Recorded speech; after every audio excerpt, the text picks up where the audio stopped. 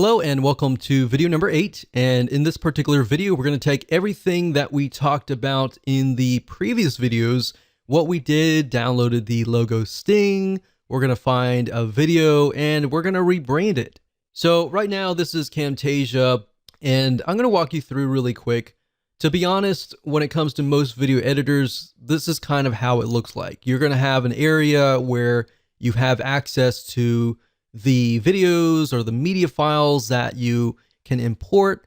And then of course you can drag those media files down here. Now, before we do any of that, I like to kind of import everything in here first. So right now we've got that video file that we created in Revio.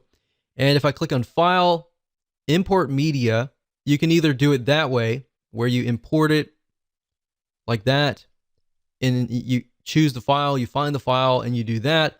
Or another way with Camtasia that I like is just simply by going down here. You can find the location of a video course. So let's say, for example, this one here.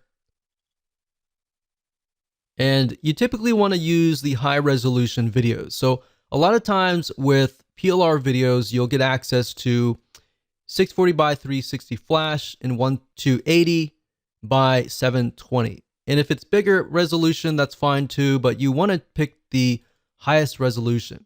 All right, so in this case, I only want to import one video at a time. All right, so for every project, it's going to pertain to one video. So if I import this in here, I'm going to need to save this as a different file.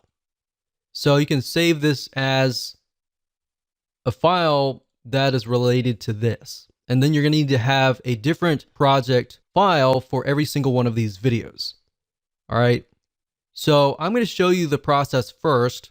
And don't worry if it does seem a little complex at first, it's because it's new. All right. Everything new is going to feel that way. So let's look at this. We've got these two files. If you want to import, let's say, for example, an audio soundtrack, you can, like this. So we have the intro, we have the video, and then of course we have the audio soundtrack. Now, if we take a look down here, I'm going to move this up a little bit. We have tracks. So most, if all, video editors will have tracks. So these are basically different layers. If kind of an analogy here, if you think of Adobe Photoshop, you have different layers, so different tracks in this case. So if you listen to music, for example, it could be made up of different tracks. It could be made up of the person's voice. It could be made up of somebody's audio soundtrack. It could be made up of something else, right? Because we're dealing with both audio and visual, we also have visual tracks as well. So that's kind of a brief description of how things work. So with Camtasia, I like it. All I have to do is drag it in here. And of course, it's going to ask you for your editing dimensions. Because it's 1280 by 720, I typically choose the same as the video file. So let's say, for example, if the video file is 640 by 360, then you're going to want to choose that or enter that information here. The best that you can stick with the same dimensions of the file, the better. Otherwise, it's going to squeeze the file, it's going to distort it, and it's not going to look right. So most video courses with PLR should come with the 1280 by 720, and that's HD quality. So in this case, I'm going to do 1280 by 720, press OK, and then I'm good to go. So up at the top right hand corner here, this is the screen. So this allows me to see what is actually going on, right? So if we were to click play,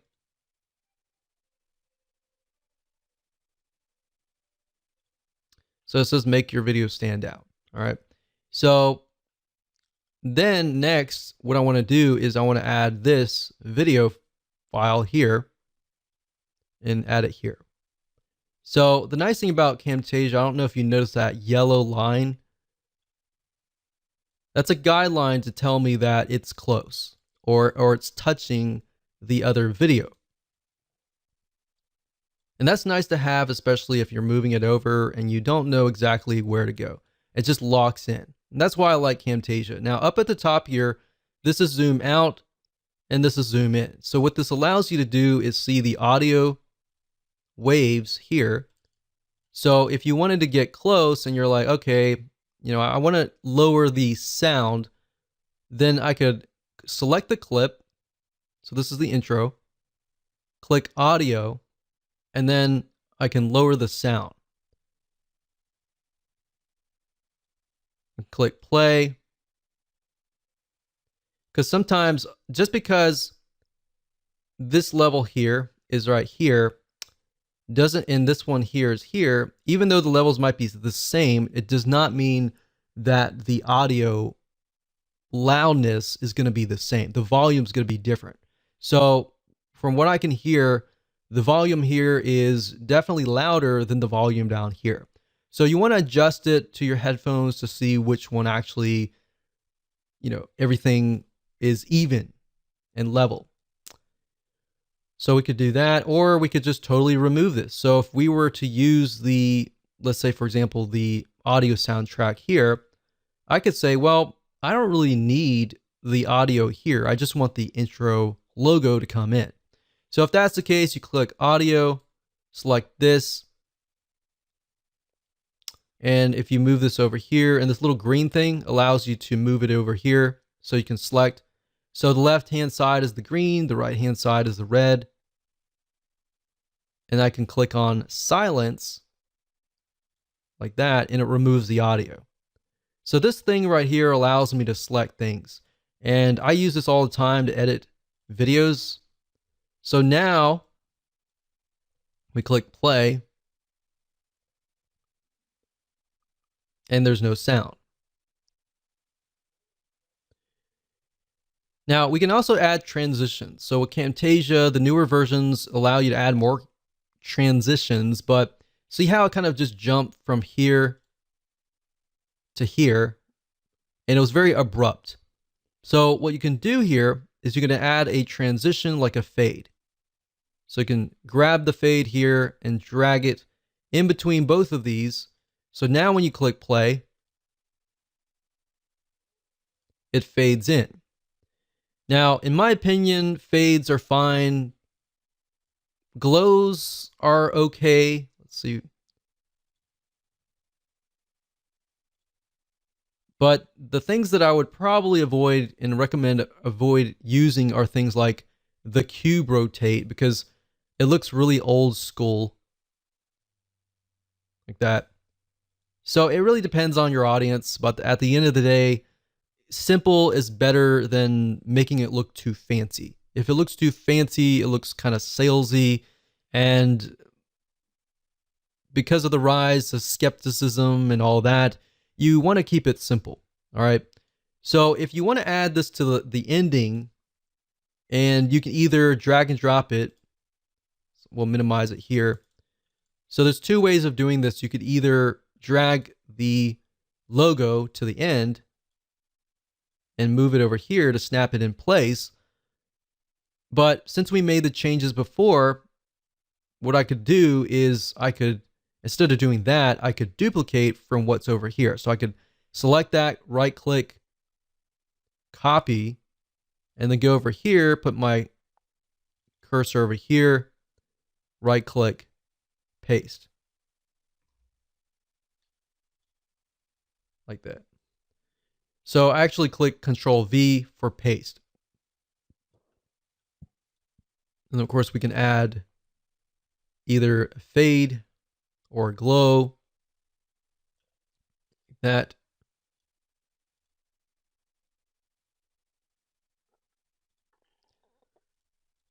And that's really how easy it is. Now, let's say, for example, that you want to add title screens. So we talked briefly about that in the previous videos. So let's go through here.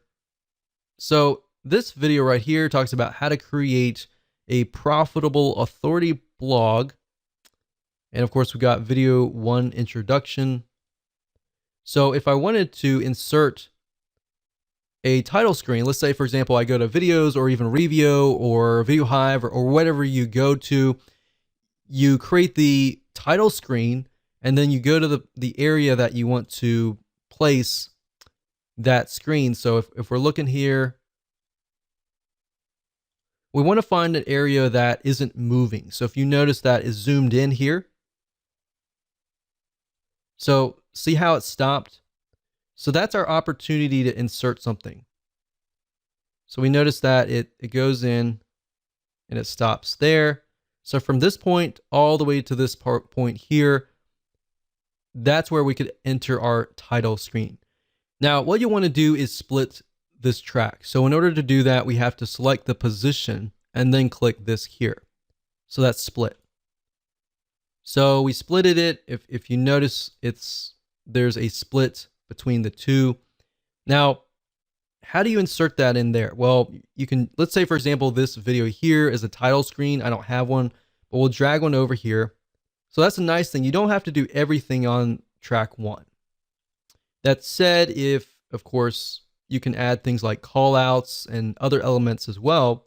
But because this is a title screen, we do need to move things around. So I'm going to select all of this here. I'm going to move it to the right.